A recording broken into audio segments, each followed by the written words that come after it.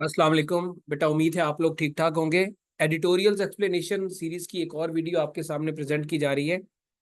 इसमें बेटा जो सबसे पहला एडिटोरियल आपके सामने प्रेजेंट किया जाएगा, इसका टाइटल है फेंड इग्नोरेंस, और ये द नेशन न्यूज़पेपर में जो है वो पब्लिश हुआ है।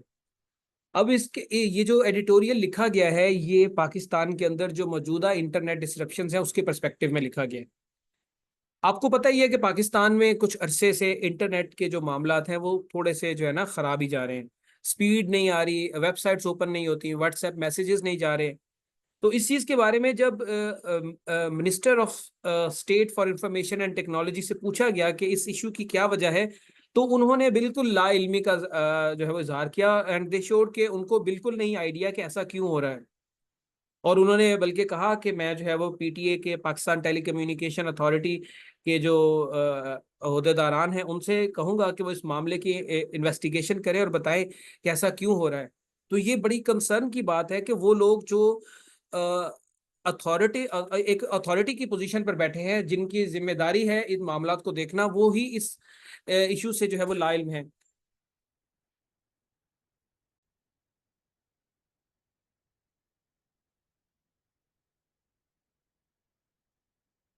अब बच्चे, जो पीटीए है, पीटीए ने कहा है कि वो इस सिचुएशन को ज़रा असेस करेंगे और देखेंगे कि क्या मसले मसाइल हैं।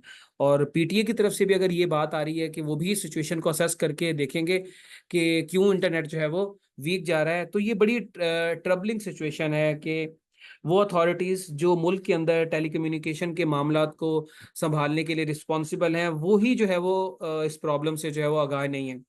अब ये बात यकी समझ से बाहर है और ये मानने वाली है नहीं कि क्यों, और वो भी तब जब गवर्नमेंट जो है वो मिस इन्फॉर्मेशन और डिजिटल टेररिज्म की रोकथाम के लिए जो है वो पर्टिकुलरली काम कर रही है। तो पीटीए ने तो बकायदा से अनाउंस किया था कि वो सॉफ्टवेयर इंस्टॉल करेगी ताकि मिस इन्फॉर्मेशन को रोका जा सके और वीपीएन्स को ब्लॉक किया जाए। और आपको पता है कि वीपीएन जो है वो, उसके थ्रू लोग रिस्ट्रिक्टेड जो कंटेंट है उस तक रसाई हासिल करते हैं। तो इन तमाम सूरत हाल को देखते हुए ये बात समझ से बाहर है कि या ये पॉसिबल नहीं है कि पीटीए को पता ना हो कि ये जो इंटरनेट की बंदिश है, या इंटरनेट की जो स्पीड स्लो जा रही है, या जो सोशल मीडिया वेबसाइट जो है सही तरीके से काम नहीं करी, उसके पीछे कौन से जो है वो फैक्टर्स रिस्पॉन्सिबल हैं।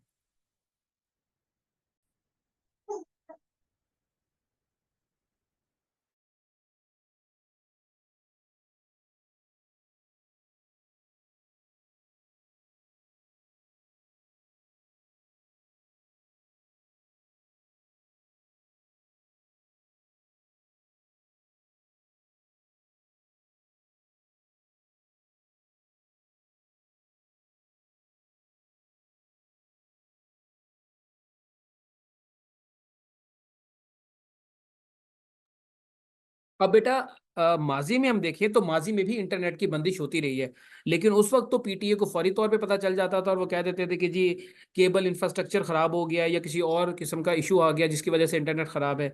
और आईटी इंडस्ट्री में तो आप लोगों को पता ही है कि इस तरह के इश्यूज को फिक्स करना और फाइंड करना बड़ा आसान होता है। लेकिन अब सिचुएशन डिफरेंट है, और गवर्नमेंट और पीटीए के जो क्लेम है, वो पता उससे पता चलता है कि ये जो इग्नोरेंस है, ये जो है वो इंटेंशनल इग्नोरेंस है। और बेसिकली गवर्नमेंट इस बात को मानने से इनकार कर रही है डायरेक्टली कि ये जो बंदिश है ये गवर्नमेंट की ही फैलाई हुई है। अब इस इशू की सीरियसनेस का अंदाजा आप यहां से लगा लें कि कोर्ट ने भी और सेनेट में भी गवर्नमेंट के मिनिस्टर से जो है वो इस बारे में सवाल पूछा गया है कि ऐसा क्यों हो रहा है, तो वो वहां पर कोई खातिर खा जवाब जो है वो नहीं दे सके। और according to the Pakistan software house association बेटा, कि ये जो डिसरप्शन है ये पाकिस्तान को $300 मिलियन का जो है वो खसारा दे सकती है। क्योंकि आपको पता ही है बहुत सारे लोग जो है वो ऑनलाइन काम करते हैं, तो फिर उनका काम डिस्टर्ब होगा, तो फिर ऑटोमेटिकली खसारा तो होगा। तो पब्लिक, इस एडिटोरियल के अकॉर्डिंगली, पब्लिक को ये राइट है कि उन्हें पता चलना चाहिए कि आखिर ये इंटरनेट की जो वाइड स्प्रेड डिसरप्शन है ये क्यों हो रही है। और गवर्नमेंट को अपने सिटीजन्स को ओपनली और ऑनेस्ट होकर इसकी वजह बतानी चाहिए कि कौन से फैक्टर्स इसके लिए रिस्पॉन्सिबल है। क्योंकि अगर ये चीज़ नहीं पता होगी तो इसकी वजह से लोगों की डेली लाइफ डिस्टर्ब हो रही है और उनकी इकोनॉमी जो है वो डिस्टर्ब हो रही है। तो ये बेटा इस एडिटोरियल के अंदर जो है वो बात की गई है।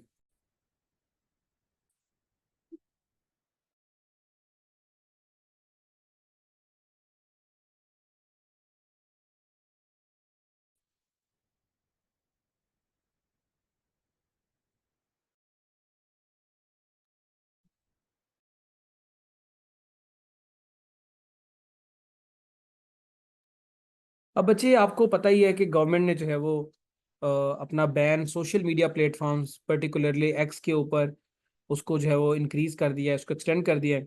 और digital security system known as firewall उसको भी जो है वो इंट्रोड्यूस करवा दिया है। तो अब इस मूव से इंटरनेट का तो जो बेड़ा गर्क होना था वो हो गया है, बल्कि हो रहा है। लेकिन इसके इस बेड़ा गर्क होने से, इस इंटरनेट की डिसरप्शन के होने से पाकिस्तान को सिग्निफिकेंट इकोनॉमिक कॉन्सिक्वेंसेस जो है वो उसका सामना करना पड़ सकता है, particularly for Pakistan growing digital economy. अब बच्चे पाकिस्तान जो है फोर्थ लार्जेस्ट गिग इकोनॉमी है ग्लोबली। गिग इकोनॉमी जैसे मैंने आपको बताया कि फ्री लांसर्स पर मुश्तमिल जो है वो चौथा बड़ा कंट्री है पाकिस्तान। और पाकिस्तान में मिलियंस ऑफ यंग पीपल जो है वो online platforms TikTok YouTube Fiverr के थ्रू जो है वो पैसा कमाते हैं। अब ये जो प्लेटफॉर्म है ये एक्सप्लॉइटिव हैं, सही हैं, गलत हैं, ये बात की बात है। लेकिन ये बहुत सारे बेरोजगार लोगों को रोजगार प्रोवाइड करते हैं और अल्टीमेटली लोगों का काम ही यही है सोशल मीडिया पे आके कि वो अपना रोजगार कमा सकें। और आज के दौर में जहां पर जो है वो जॉब्स मिलना ही मुश्किल है, तो उनके लिए ये ब्रेड एंड उनका उनका ये major source of bread and butter है। पास्ट में भी टिकटॉक के ऊपर यूट्यूब के ऊपर जो है वो बैन होता रहा है। और वो लोग जो जिनका जो है वो सोर्स ऑफ इनकम टिकटॉक और यूट्यूब है वो इससे काफी ज्यादा जो है वो अफेक्ट हुए हैं। लेकिन इस दफा जो करंट रिस्ट्रिक्शन सोशल मीडिया पे लगाई गई हैं और इसमें मोबाइल डाटा को भी शट डाउन किया गया है, इसने जो है वो डिजिटल प्लेटफॉर्म्स के ऊपर काम करने वाले लोगों की जिंदगियों पे बड़ा बुरा असर डाला है। फॉर एग्जांपल जो फूड डिलीवरी का काम है, राइड शेयरिंग सर्विसेज है, उसमें लोगों को जो है वो मुश्किलात आ रही हैं। इसी इसी तरह ये जो बैन है इसने कॉल सेंटर्स को अफेक्ट किया है, सॉफ्टवेयर डेवलपर्स को अफेक्ट किया है, डिजिटल मार्केटर्स को अफेक्ट किया है। इवन बेसिक जो कम्युनिकेशन एप्स है लाइक व्हाट्सएप वो भी सही तरीके से काम नहीं कर रहे जी, जिसकी वजह से जो फॉरेन कंपनीज हैं उन्होंने पाकिस्तान के अंदर अपना ऑपरेशन जो है वो कुछ अर्से के लिए रोक दिया। जैसे मैंने कल आपको बताया था कि फाइवर ने पाकिस्तानी जो पर्सन हैं उनको अनअवेलेबल जो है वो डिक्लेयर किया है कि वो अभी जो है वो इंटरनेट इश्यूज की वजह से अनअवेलेबल। अब बच्चे 2022 में डिजिटल फ्रीलांसर्स ने पाकिस्तान को $500 मिलियन जो है वो कमा के दिए थे, या पाकिस्तान की इकोनॉमी में कंट्रीब्यूट किया था $500 मिलियन का।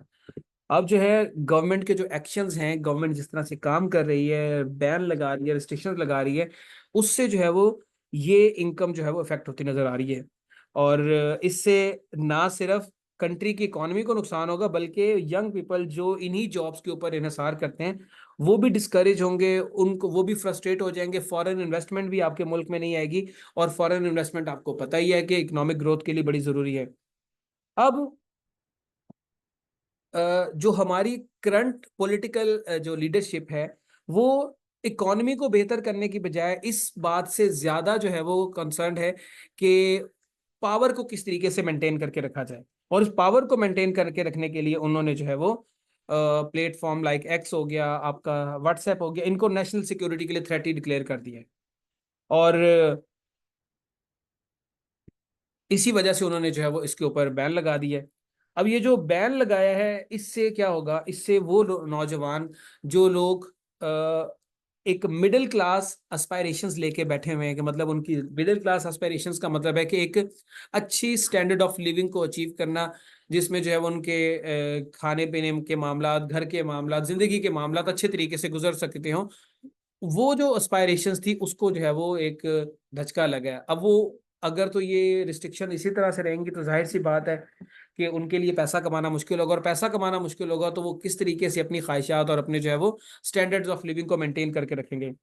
तो इसलिए गवर्नमेंट को सोचना चाहिए कि ये जो डिजिटल ये जो इंटरनेट को रिस्ट्रिक्ट करना या व्हाट्सएप को रिस्ट्रिक्ट करना, ये डिजिटल इकोनॉमी को तो इफेक्ट करेगा, उसके साथ साथ ये आपकी जो वर्किंग पॉपुलेशन है पर्टिकुलरली जो ऑनलाइन काम करते हैं उन लोगों को डिस्टर्ब करेगा, उनको डिस्करेज करेगा, और उनको जो है वो फ्रस्ट्रेशन की तरफ लेके जाएगा। और वो वही फ्रस्ट्रेशन फिर किसी केओस और फिर किसी जो है वो प्रोटेस्ट की सूरत में हमें नजर आएगी।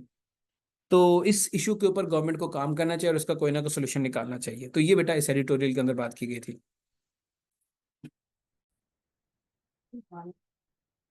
हमारा जो बेटा नेक्स्ट एडिटोरियल है वो मंकी पॉक्स कंसर्न्स के ऊपर है। ये डॉन न्यूज़ में पब्लिश हुआ है।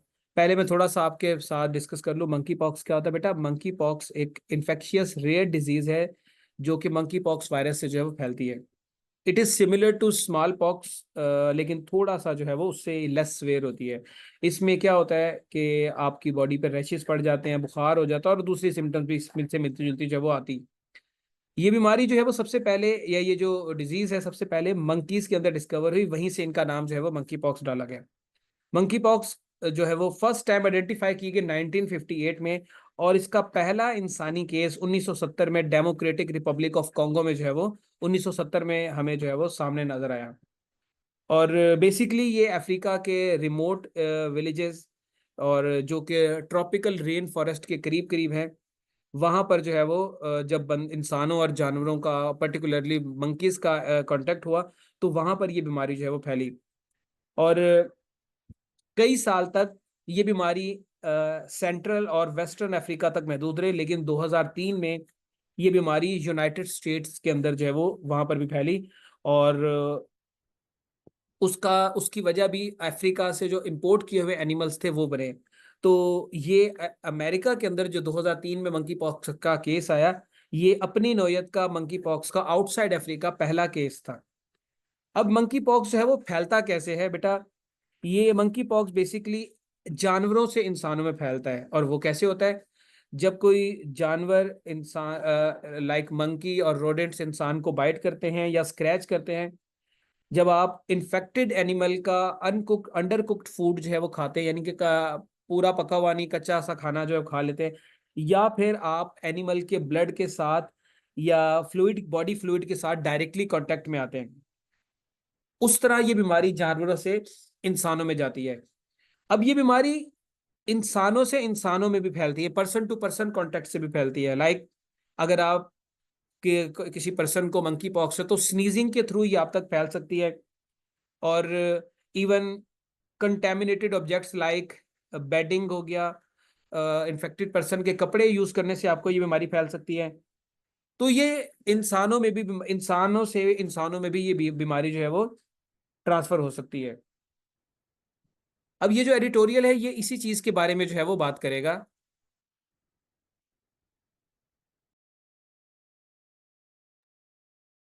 अब बेटा ये जो अफ्रीका के अंदर रिसेंटली इस मंकी पॉक्स वायरस की वजह से जो केसेस की तादाद है वो 160%, 160% जो है वो इंक्रीज कर चुकी है। 160% इंक्रीज कर चुकी है। और डेथ्स की तादाद जो है वो प्रीवियस ईयर्स की निस्बत 19% जो है वो इंक्रीज कर गई है। इसी चीज को देखते हुए वर्ल्ड हेल्थ ऑर्गेनाइजेशन ने जो है वो इमरजेंसी डिक्लेयर कर दी है। अब पाकिस्तान ने इसका जो है वो रिस्पांस में क्या किया है, Pakistan national command and operation centre NCOC, जो वो फुली प्रिपेयर्ड है इस चीज को जो है वो इस केस को हैंडल करने के लिए।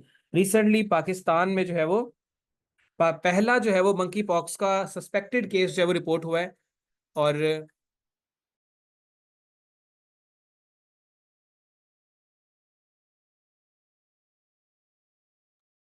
इसी तरह बच्चे जैसे बताया कि पाकिस्तान में इसका पहला केस जो है वो रिसेंटली रिकॉर्ड हुआ है, और ये खैबर पख्तूनख्वा प्रोविंस में जो है वो एक शख्स के अंदर देखा गया है या पाया गया है।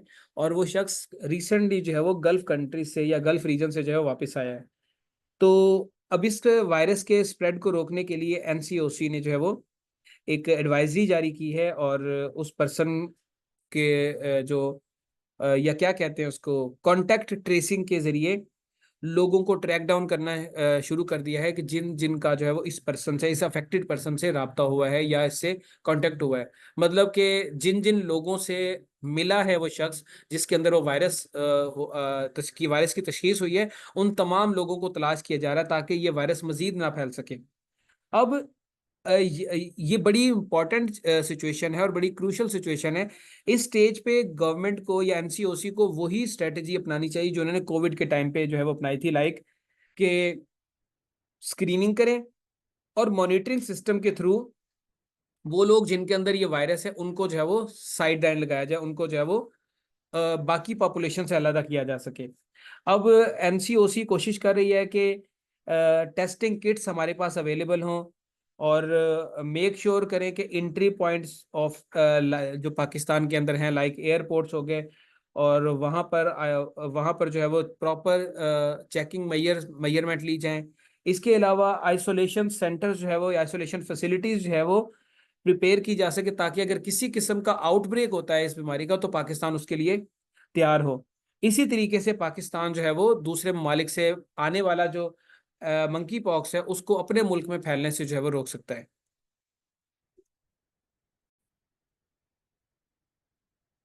अब बच्चे, इसमें गवर्नमेंट का रोल ये है कि गवर्नमेंट अपने आप को अलर्ट रखे, और किसी भी किस्म के जो इस वायरस के अगर आउटब्रेक होता है तो उससे लड़ने की जो है वो उनकी सलाहियत हो, और वो उसके लिए फुली प्रिपेयर्ड हो। सेकेंडली, पब्लिक को अवेयर करने की, पब्लिक अवेयरनेस की बड़ी ज़रूरत है। लोगों को इसके बारे में जो है वो आगाही दी जाए, जैसे कोविड के टाइम पे जो है वो गवर्नमेंट ने की थी। और लोगों को इसकी सिम्टम्स के बारे में बताया जाए, और ये बताया जाए कि किस तरीके से ये बीमारी जो है वो फैलती है। जब लोग इन्फॉर्म होंगे तो वो खुद ब खुद ही प्रिकॉशनरी मेजर्स लेंगे, और इससे ये बीमारी काफी हद तक जो है वो रुक सकती है, या ये इन्फेक्शन जो है वो रोका जा सकता है। तो यही इस एडिटोरियल में बात की गई है। अब बेटा, जो नेक्स्ट एडिटोरियल है ये lessons from Bangladesh, Dawn news के अंदर पब्लिश हुआ है, और रिसेंटली जो बांग्लादेश में डेवलपमेंट्स हुई उसके पर्सपेक्टिव में लिखा हुआ है।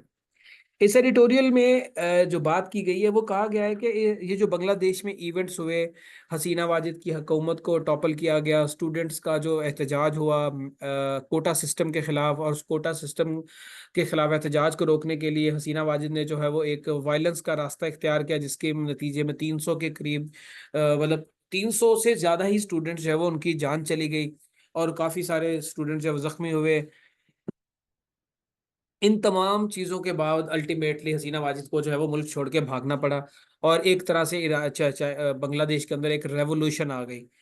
तो उस इस तमाम प्रोटेस्ट और इस तमाम डेवलपमेंट से जो है वो हमें कुछ बातें समझ आती हैं। और वो पहली बात ये है, वो है इम्पोर्टेंस ऑफ मेरिट। के प्रोटेस्ट हाईलाइट करते हैं कि अगर आप मेरिट को प्रमोट नहीं करेंगे तो लोगों की जो इकोनॉमिक अपॉर्चुनिटीज हैं, इकोनॉमिक अपॉर्चुनिटीज यानी कि उनको जॉब्स मिलने के चांसेस वो कम हो जाते हैं। तो जब उनकी इकोनॉमिक अपॉर्चुनिटीज डिस्टर्ब होंगी, उनको उसको अफेक्ट किया जाएगा, उनको वायलेट किया जाएगा, तो लोगों के अंदर फ्रस्ट्रेशन फैलेगी, और वही फ्रस्ट्रेशन जो है वो क्या होगी फिर, हंगामों की और एहतजाज की सूरत इख्तियार कर लेगी। तो हमें ये पता चलता है कि गवर्नमेंट को जो है वो अपने इस चीज़ को इंश्योर करना चाहिए कि जितने भी गवर्नमेंट सेक्टर्स में जॉब्स हैं, या जो जितने भी मामलात हैं वो फेयर होने चाहिए, और on the basis of merit होने चाहिए। एक तो ये चीज़ हमें समझ आती है।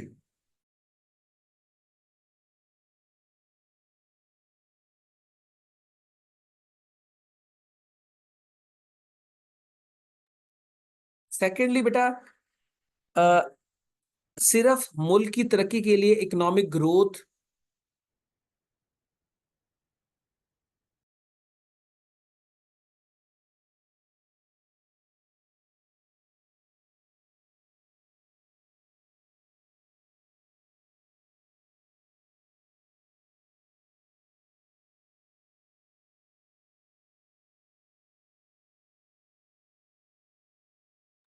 और बेटा सिर्फ मुल्क की तरक्की के लिए या किसी गवर्नमेंट के कामयाबी से चलने के लिए इकोनॉमिक ग्रोथ ही काफ़ी नहीं होती, बल्कि और भी मामला होते हैं। बांग्लादेश की जो इकोनॉमिक ग्रोथ थी वो 8% थी, लेकिन यूथ फिर भी फ्रस्ट्रेटेड थे। और यूथ फ्रस्ट्रेट क्यों थी? यूथ फ्रस्ट्रेट थी नेपोटिज्म की वजह से, कोटा सिस्टम की वजह से, उन तमाम इकोनॉमिक अपॉर्चुनिटीज की वजह वजह से जो उनको नहीं मिल रही थी। तो आपको ये बात समझ नहीं होगी कि आप सिर्फ इकोनॉमिक ग्रोथ करके अपने मुल्क के अंदर अमन अमान कायम नहीं कर सकते, बल्कि आपको आम,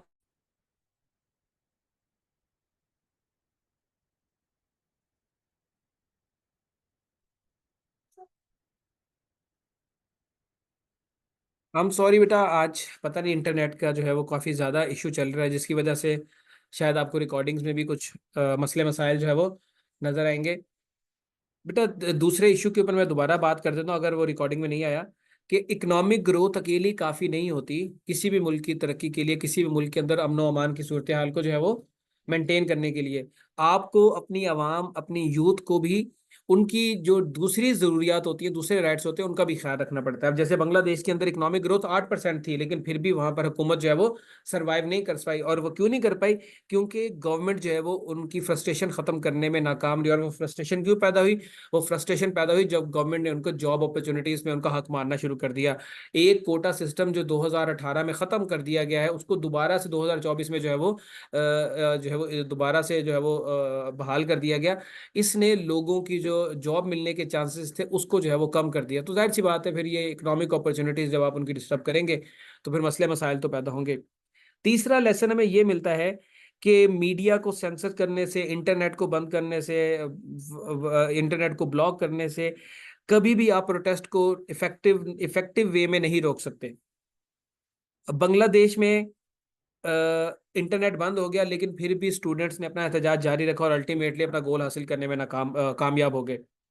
तो इससे हमें ये पता चलता है कि गवर्नमेंट को लोगों की आवाज रोकने की बजाय, इंटरनेट को डिजिटल रिप्रेशन करने की बजाय, जो कि काउंटर प्रोडक्टिव होगी, लोगों के कंसर्न सुनने चाहिए, उनके मसले सुनने चाहिए और उन मसाइल का हल निकालने की कोशिश करनी चाहिए। इसी तरह अगर आपके मुल्क में गवर्नमेंट करप्ट है, जुडिशरी कॉम्प्रोमाइज्ड है, और आपके मुल्क में जो है वो पॉलिटिकल परसिक्यूशन जो है वो जारी है, तो उसके खिलाफ कभी ना कभी लोग जो है वो जरूर आवाज उठाएंगे।